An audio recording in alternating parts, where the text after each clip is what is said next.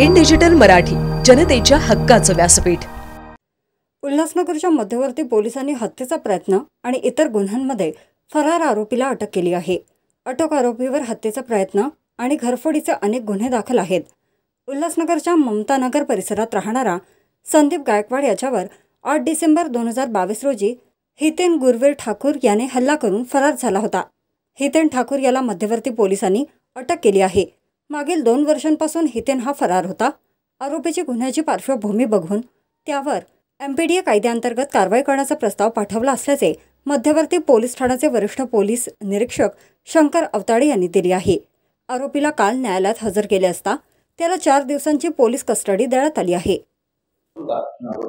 Sir, Hiten Thakur नाम के एक गुनेगार को अरेस्ट किया है। किस प्रकार का गुनेगार है, क्या गुनाह है इसके ऊपर और कहां से अरेस्ट किया है?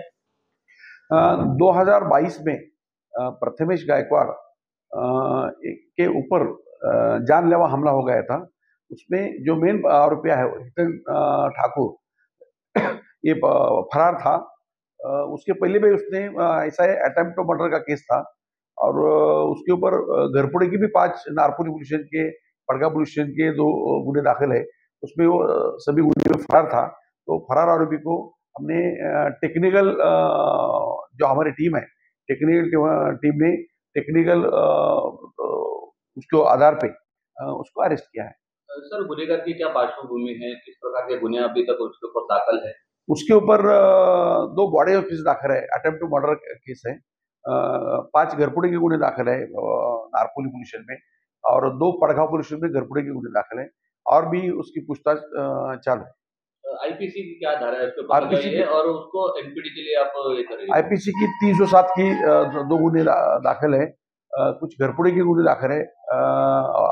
उसके ऊपर हम एमपीडी के लिए प्रस्ताव भेज रहे हैं। आरोपी को कोर्ट में हाजिर करने के बाद कोर्ट ने उसको अभी पहले 4 दिन की पुलिस स्टेशन दिया है। अभी आगे की इन्वेस्टिगेशन शुरू है।